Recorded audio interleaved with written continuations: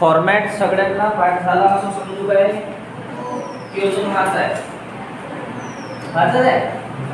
बर कॉस्टशीटची सुरुवात कोणत्या एंट्री पासून करत असते तर पहिले असं लिहून घेऊ कॉस्टशीट ऑफ XYZ कंपनी इकडच्या साइडला लिहू प्रोडक्शन किती वस्तूंचं प्रोडक्शन आहे बरोबर 750 युनिट कोणत्या वर्षाची माहिती होईल इकडे 2019 आता सगळ्यात पहिल्या नंबरची एंट्री घेत असतो आपण shampoo opening stock of raw material बारोरी opening stock of raw material आहे त्याच्यात किती आहे 15000 आता opening stock of raw material नंतर दुसरी एंट्री प्लस करायला लागते मटेरियल परचेस आहे काय बा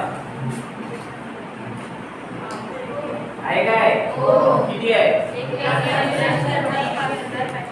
187 पहिली एंट्री कोणती झाली Sonu opening stock of raw material दुसरी एंट्री मटेरियल परचेस आता सोनू 7 एंट्र्या प्लस करायला किती 7 कोणत्या कॅरेजिंग वर offline royalty import custom time आता या 7 पैकी आपल्या कोणत्या आल्या शोधू तर आपली एंट्री आहे कॅरेजिंग वर पण त्याला नाव थोडंसं वेगळं आहे इनवर्ड कार्टिंग किती रुपये आता रॉयल्टी आहे का आहे काय किती इम्पोर्ट आहे का custom freight commission on purchase काहीच नाही मग एवढ्यांची टोटल करून 214 याला कोणतंच नाव द्यायचं नाही त्यात चार्ट पाठ झाला पाहिजे तर आपल्याला समजते अजून एवढं उभे नाही आता इथपर्यंत आलो तर याच्यातून 3 एंट्र्या मायनस कोणत्या तर पहिले मायनस करायला लागते closing stock of raw material पाव बाई आहे काय किती 18750 अजून एक एंट्री मायनस होते परचेस रिटर्न आहे ना नाव बदललाय फक्त परचेस रिटर्नच्या जागी रिटर्न आउटवर्ड आहे 10000 आणि अजून एक एंट्री मायनस होत असते सेल ऑफ वेस्टेज आहे काय बा म्हणजे दोनच एंट्र्या मायनस योग 85200 याला नाव द्यायचं मटेरियल कन्झ्युम काय नाव द्यायचं मटेरियल कन्झ्युम म्हणजे जर आपल्याला 750 वस्तू तयार करायच्या असेल तर आपल्याला मटेरियल किती रुपयाचं लागेल ऍपचं काय चालू आहे मटेरियल हे थोडं अजून रिवाइज करून पहिली एंट्री रोज आपण हे 4 वेळा रिपीट करून आलो याचा अर्थ हे पाठ झालं पाहिजे पहिली एंट्री कोणती दुसरी एंट्री मटेरियल परचेस मग 7 एंट्र्या प्लस करा कॅरेजिंग वर offline royalty import custom time commission purchase 7 पैकी जेवढ्या आल्या तेवढ्या लिहायच्या त्याची टोटल करायची मग त्याच्यातून 3 एंट्र्या minus closing stock of raw material purchase return sale of wastage तीनही एकाच वेळेस येणं सगळं जरुरी नाही आता दोनच झाले आपल्या म्हणजे आल्या मायनस करा जे उरलं त्याला नाव द्यायचं मटेरियल कन्झ्युम आता या मटेरियल कन्झ्युम नंतर अजून 2 एंट्र्या ऍड करायच्या डायरेक्ट वेजेस आणि direct expense Bawai direct wedges आहे 1,35,000 पाचचा तुम्ही क्वेश्चन मध्ये आणि डायरेक्ट एक्सपेन्स आहे का 75 ह्या दोघांची बेरीज करून बाहेर काढून घेऊ 2,10,000 आता हे 2,10 आधीच्या याच्यात प्लस 3,95,250 याला नाव द्यायचं प्राइम कॉस्ट कोणती कॉस्ट प्राइम म्हणजे मेन खर्च. कोणते खर्च? मेन, ज्याच्याशिवाय प्रोडक्शनचा विचार होऊ शकत नाही. चहा करायचा आहे, पहिला मेन खर्च काय आहे? पाणी नाही. बिना पाण्याचा चहा होते सिटी. मटेरियल आणि लेबर, दोनच गोष्टी आहे ना. चहा करायसाठी काय लागत? मटेरियल. आणि दुसरं चहा करणे वाली. चहा करणे वाली, दोन गोष्टी महत्त्वाच्या. कोणतेही प्रोडक्शन करा, कायचाही विचार करा, प्रोडक्शन करासाठी त्याला प्राइम टाइम नाव ऐकलंय का तुम्ही? प्राइम टाइम ऐकलंय ना? प्राइम टाइम शो असते टीव्हीवर. हा, प्राइम टाइम म्हणजे काय? ज्या वेळेस सगळे लोक खुश असते, म्हणजे जास्तीत जास्त लोक ते होऊ शकतात, तसंच आहे प्राइम टाइम. याच्याशिवाय आपण प्रोडक्शनचा विचार करू शकत नाही. कोणती वस्तू तयार करायची असेल तर पहिले आपल्याला काय लागतं? मटेरियल आणल्यानंतर लेबर. हे कोणती कॉस्ट असेल? डोकसा आपण थकलो मी, सुधरत नाही तुम्ही, जाऊ द्या, एवढा पाठवून देईल. आता याच्या पुढचं आपण लक्ष ठेवू. आता सोनू, याच्यात प्लस करायला लागत असते फॅक्टरीचे ओव्हरहेड. कायचे? फॅक्टरीचे. फॅक्टरीचे कोणते आहेत? पाच.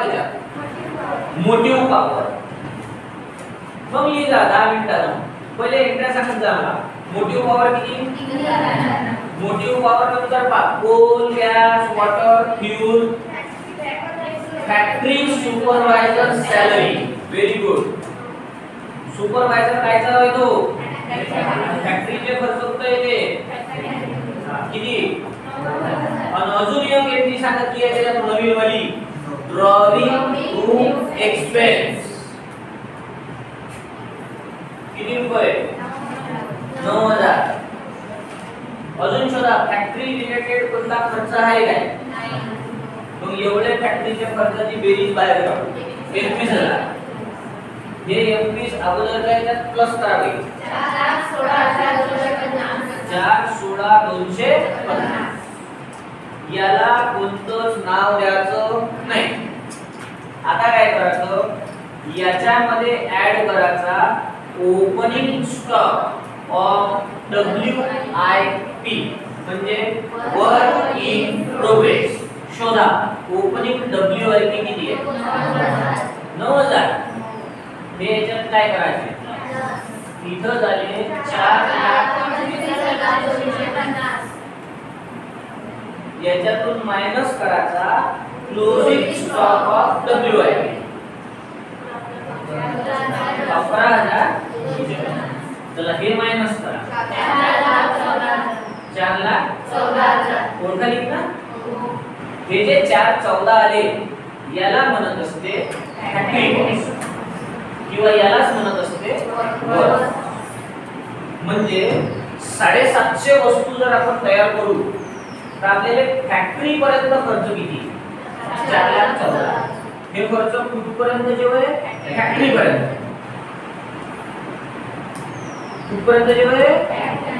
आता पहिले कोणते खर्च प्लस केले? फॅक्टरीचे. आता प्लस करायचे ऑफिस अँड ऍडमिनिस्ट्रेटिव्ह ओव्हरहेड. कायचे खर्च? ऑफिस वाले. चला आता ऑफिस वाले कोणते खर्च वाटते सांगा? स्टेशनरी 6,000. इलेक्ट्रिसिटी 5,250. इलेक्ट्रिसिटी नंतर बॅटअप नाही, बॅटअप सेलचा खर्च आहे. Printing, postage, Telegram, insurance, rent, taxes, audit fee, director fee. काहीच नाही. मग संपले. ह्या दोघांची बेरीज करून 11,250. हे 11,250 अगोदरच्या याच्यात प्लस म्हणजे 4,25,250. याला नाव द्यायचं कॉस्ट ऑफ प्रोडक्शन. काय नाव द्यायचं? Cost of production.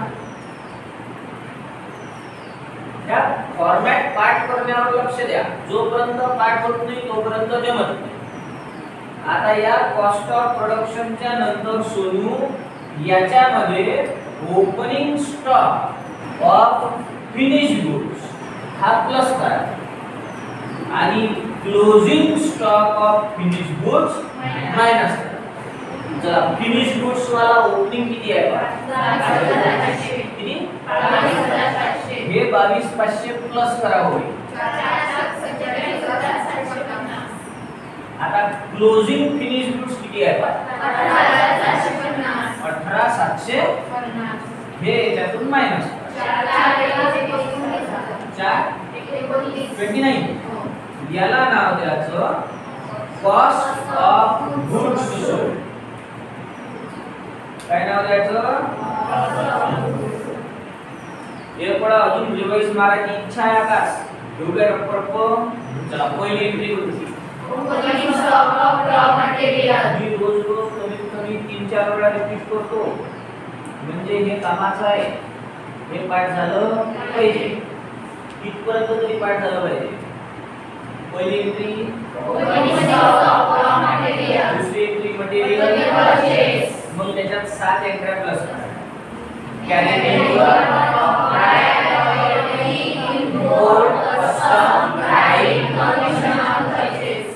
मग त्याची टोटल करायची त्याला नाव नाही द्यायचं ते. आता त्याच्यातून 3 एंट्र्या मायनस करायच्या कोणकोणत्या closing stock of raw material purchase return sale of wastage ह्या 3 एंट्र्या मायनस केल्या तर त्याला नाव द्यायचं मटेरियल म्हणजे एवढ्याचं मटेरियल आपल्याला लागलं. मग त्याच्यात ऍड करायचे अजून 2 नाव डायरेक्ट वेजेस डायरेक्ट एक्सपेन्स. हे झाली आपली प्राइम कॉस्ट. आता इथून पुढे पाठ नाही केला तर चालते लक्षात ठेवा. आता प्राइम कॉस्टच्या नंतर आपलं प्रोडक्शन कुठं जाईल मग फॅक्टरीचे खर्च प्लस करा. कायचे खर्च त्याच्यात WIP चा ओपनिंग प्लस क्लोजिंग मायनस तर हे झाली फॅक्टरी कॉस्ट. मग ऑफिसचे खर्च प्लस करायचे हे झाली कॉस्ट ऑफ फिनिश गुड्स वाला ओपनिंग प्लस क्लोजिंग मायनस हे झालं कॉस्ट ऑफ गुड्स. आता शेवटचे खर्च ऍड करायचे सेलिंग अँड डिस्ट्रीब्युशन ओव्हरहेड. कायचे खर्च सेलिंगचे माल विकण्याचे तर त्याच्यात एक एंट्री आली आहे आउटवर्ड कॅरेज किंवा कार्टिंग. इनवर्ड हा माल आउटवर्ड हा माल आउटवर्ड म्हणजे माल कायच्यासाठी मिळत असते सेलिंग करायसाठी. किती रुपये 6,000. अजून पहा ट्रॅव्हलिंग एक्सपेन्स आहे त्याच्यात हे खर्च कायचा आहे ट्रॅव्हलिंग एक्सपेन्स. पेट्रोल पाण्याचे पैसे असते ना कंपनी काय द्यावी तिथे सेल झाला पाहिजे म्हणून किती 6. अजून पहा बॅड डेट. बाबू लक्षात ठेव रे रोज जनरली एंट्री बॅड डेट पैसा बुडाला.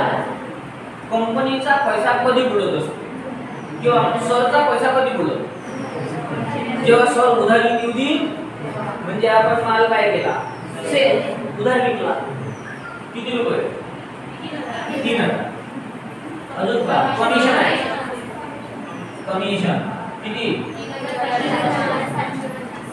अजून का ऍडव्हर्टाइजमेंट शोरूम कॅटलॉग नाही आहे मग एवढ्याची बेरीज 18 हे अगोदर त्याच्यात प्लस 4,47,750. याला नाव द्यायचं टोटल कॉस्ट. म्हणजे जर आपण 750 वस्तू तयार करू तर आपला टोटल खर्च किती होईल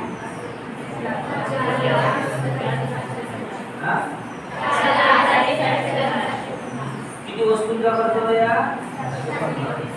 आता क्वेश्चन मध्ये पहा सेल आलाय की प्रॉफिट आलाय मग 2 रेषा ब्लँक सोडायचा खाली लिहायचा सेल. सांगा भाई सेल किती आहे 475. या सेल झाला खर्च किती झाला 4,47,750. कितीले सेल केला? सेल मधून हे कॉस्ट काय करायची? मायनस याच्यातून हे नाही करायची, याच्यातून हे करा मायनस. 27,250 याला नाव द्यायचं प्रॉफिट. प्रॉफिट काय नाव द्यायचं? प्रॉफिट आता आपण पर युनिट प्राइस काढत असतो एका वस्तूची किंमत. हे खर्च किती वस्तूंचे होय? पूर्ण याचे म्हणजे कितीचे होय? 750. मग आपण काय करू शकतो? याला 750 ने जर डिवाइड केलं तर एका वस्तूची किंमत भेटू शकते. काढूनच घेऊ ना. म्हणजे चला 4,47,750 डिवाइडेड बाय 750 597 पर युनिट. म्हणजे एक वस्तू किती रुपयात तयार झाली? 597 रुपये. किती वस्तूची होय? एक.